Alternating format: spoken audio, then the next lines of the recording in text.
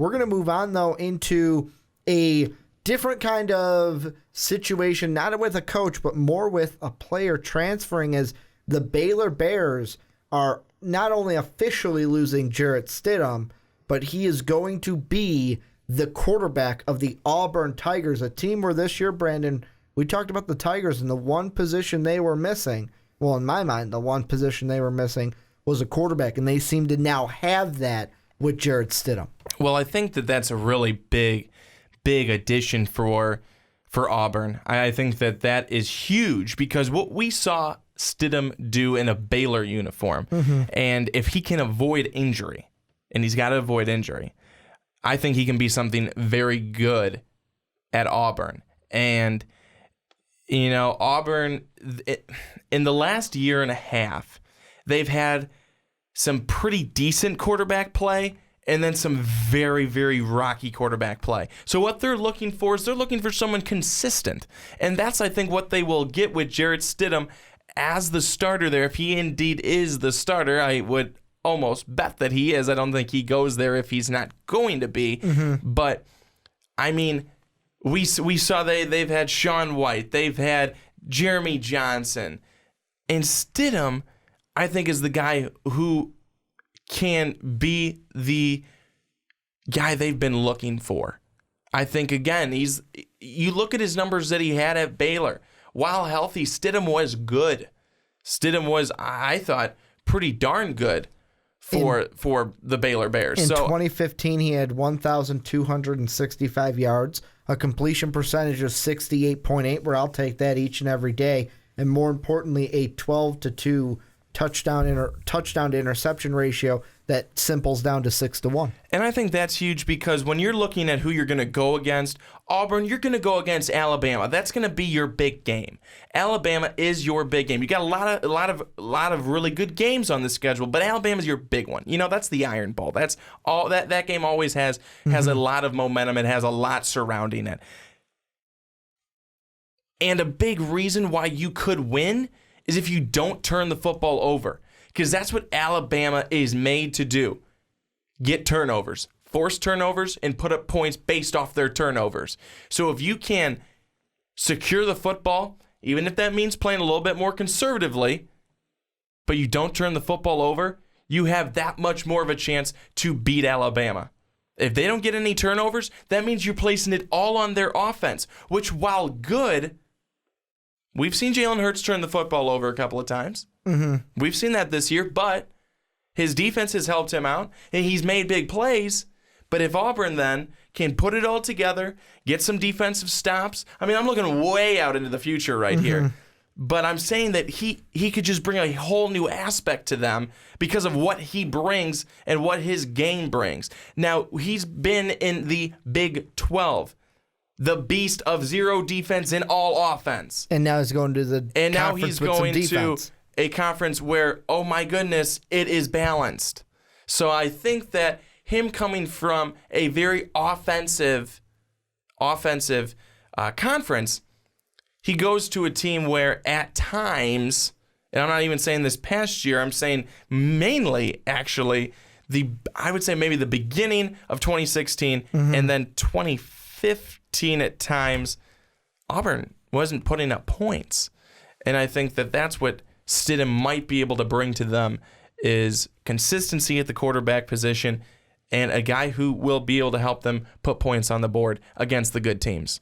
Well, and the big reason why you might be looking and saying, well, Ricky, why were you using stats from 2015? Well, Stidham didn't play this season. It was actually this past July where Stidham said, you know what, with the sexual abuse stuff that's coming out here at Baylor, I'm going to transfer. And he did receive his release from Baylor with some restrictions. And those restrictions were basically, you can't go to these select group of teams, which mainly meant you can't go to the Big 12 or anyone in Texas. So the thing that's going to be important is he's coming into this Auburn team as a sophomore. He's going to come in with 3 years of eligibility left because he only played that one in 2015. And this creates an interesting situation for Gus Malzahn, because what you mentioned early in your talking was, is he now the guaranteed starter? You've got Sean White, who's going to be coming back. He's going to be a junior.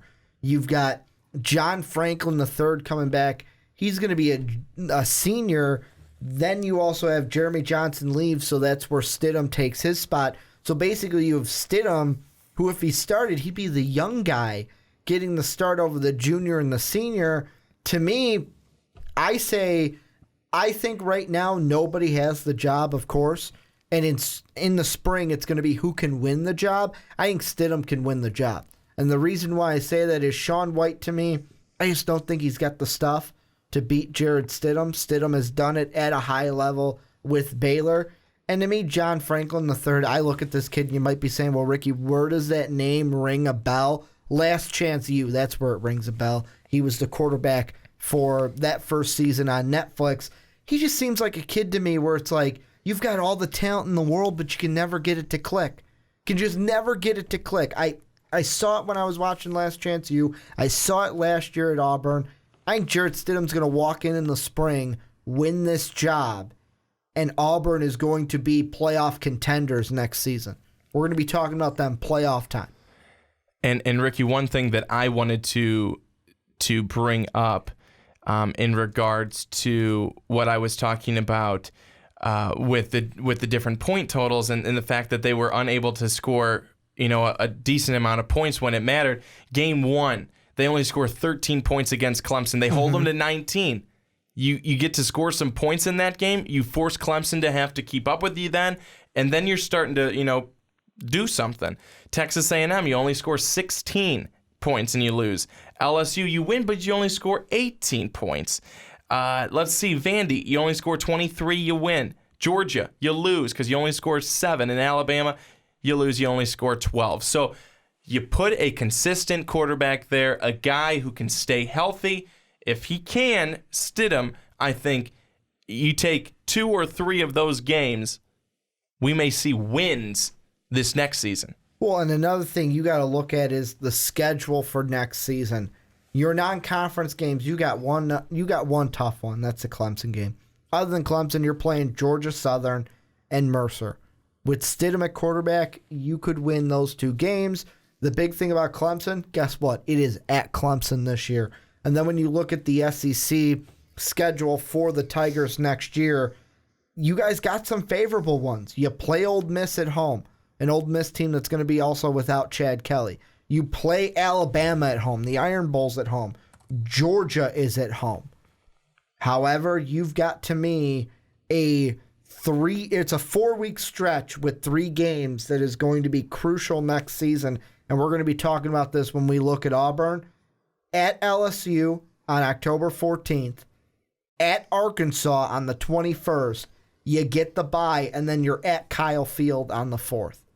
That's going to be just boom, boom, boom. Oh, wait, then you got to play Georgia at home. You get a week non-conference game against Louisiana Monroe, and then boom, the Iron Bowl, which is at home. So you've got some games that with a quarterback you can win, but this schedule, this SEC schedule, might not do you favors next year, and that's why I think Stidham needs to be the guy that starts. If they don't start Stidham, we're looking at the same Auburn Tiger team we looked at this year. Yeah, I think we are, and I think that's why you don't get a guy and recruit a guy in to be your quarterback next season on a guy coming away from a school that is a disappointment to all and a disappointment to any core value that they ever put on their wall, ever put in their programs, ever put anywhere. Disappointment and disgrace. And I think that you want to go and you want to be better. You want to be better than that program. You want to be better as a person. You just want to be a better player. You got to stay healthy. And if he can do that, Ricky, I'm telling you, this guy could certainly be up for one of the best players in the SEC next season. If he stays healthy, he's got the tools. We saw it. I think that he can really, I won't even say turn them around, but he can take them to the next level. That'd be the Auburn Tigers if Jarrett Stidham can stay healthy. Well, it'll be interesting in that Iron Bowl. We'll have sophomore quarterbacks dueling off. I know Stidham will be a little bit older than Jalen Hurts, but eligibility-wise, 2 sophomores could be going at it in that Iron Bowl. The last thing I kind of want to mention in this topic before we move on to the big one, which is Jim Harbaugh, is I want to look at Baylor really quick. And they made their head coach. We were right. Jim Grobe, I know at the beginning of the season we talked about the scandal, and then we talked about Grobe being the head coach. And one of the things I asked you when we did that was, will Grobe be around? Is he going to then take the team and be the head coach in future years? I want to say both of us said no. I know I did. And we were right. As Baylor, the Bears, they went and hired Matt Rule. And you might be saying, Ricky, who's that? Matt Rule is the Temple head coach who was with Temple for 4 years, went 2-10, 6-6, but then 10-4, 10-3 with a loss in the Boca Raton Bowl and then a win in the Military Bowl, or they're going to play in the Military Bowl. He's not going to coach in that because he's going to depart to go worry about the Baylor Bears because he's got a lot to worry about there. I like this hire, Brandon. I do. And the reason why is 2 things. And one of them I'm going to actually give the guy credit who I heard it from. It's Jay Hood on ESPN Radio. I agree with him when Jay Hood said, if you can take Temple and make them relevant in the world of sports in Philadelphia, then you've done something, because that's a feat in itself.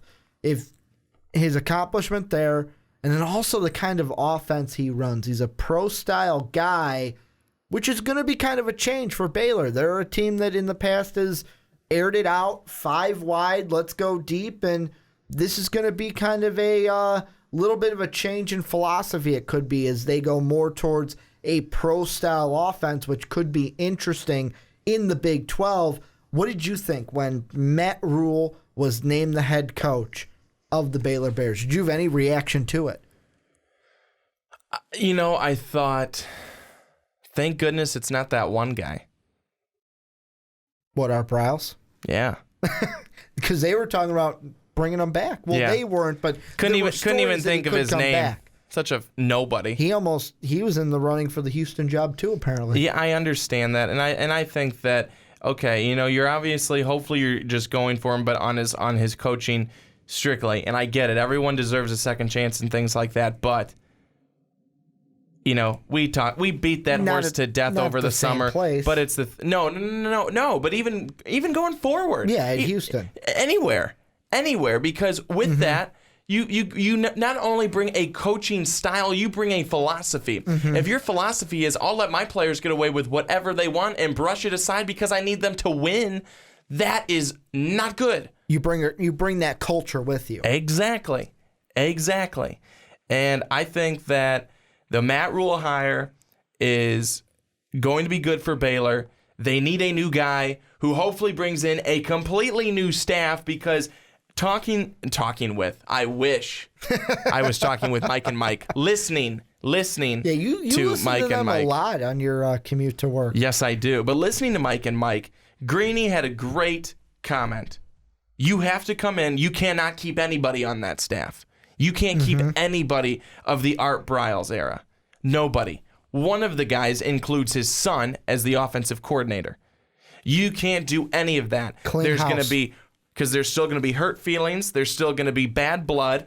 And what I thought was terrible is that for Jim Grobe, when he was in there, no one helped him out a bit.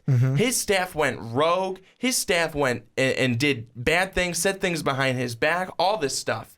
They all need to be gone. They need to move on. And so does Baylor. Baylor needs to be able to move on. They have to. School officials messed up. Coaches messed up. But that program needs to be able to move on for those student athletes. We all forget, students first, athletes second. And I realize we're all talking athletics, but these guys need to be students too. And whether or not someone's taking the test for them or they're taking it themselves, they got to be students. And that is a joke. They better be taking the test for themselves. But I am saying it's about these students. It's about the kids, because they're the ones who are putting in, the coach putting in long hours. He's getting paid money for it. The student athletes are putting in a lot of hours. Guess what? They're not getting paid money for it. They are getting a scholarship, but they are not getting paid millions of dollars. They're not getting paid millions of dollars to show up at 5:30 in the morning and then show up later in the afternoon for their two-a-day. They're not getting paid millions of dollars to do that. They are getting paid a scholarship, but ultimately, trying not to get too far away from the point, Baylor needs to move on. Matt Rule is a good hire. He needs to bring in all of his own people and sweep out the garbage in Baylor. They need to, and when I say the term clean house, he needs to literally clean house and get them all out of there. De-scum it. I totally agree with you. Couldn't agree with you more, but I think this is, like I said, I think this is going to be a good hire. Like I said, was able to actually make Temple relevant. Wow, this is the second team we've talked about on the podcast with the mascot of the owl. I just thought of that in my head. Hoot hoot. That was kind of crazy. We had Florida Atlantic, now we got Temple. He was actually able to make them relevant, back-to-back bowl appearances.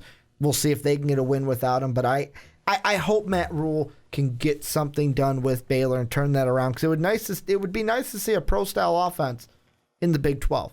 It would be nice to see that. I know Texas is kind of like that, and Texas fans are probably like, Ricky, we've been doing a pro-style offense all the time, so give us some credit.